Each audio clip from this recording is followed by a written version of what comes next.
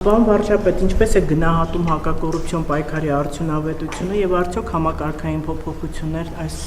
առիթով չեք տեսնում։ Հակակոռուպցիոն պայքարի արդյունքները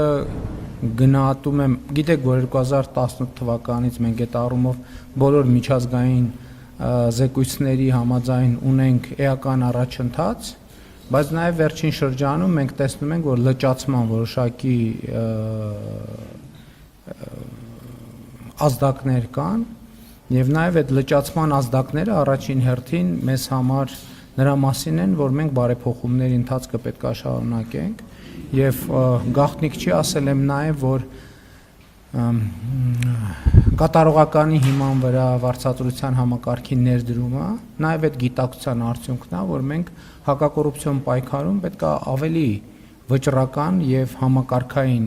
փոփոխությունների գնանք։ Իմիջիայլոց ասեմ, որ հաջորդին մենք պետք է դրա մասին մտածենք տեղական ինքնակառավարման մակարդակում, չնայած ես այդ խնդիրը դրել եմ, բայց մինչև հիմա չի լուծվում, մենք պետք է ունենանք զրո կոռուպցիա քաղաքականությունը, մենք պետք է իրագործենք։ Ես այս պահին գոհ չեմ արձանագրված արդյունքներից, բայց այդ գոհ չլինելու իրադրության մասին մտածելիս ես նաև անում եմ հետևություններ, որ մենք երբեմն բավարար վճռականություն չենք ունենում ամենատարբեր պատճառներում բարեփոխումների ընթացքը շարունակել,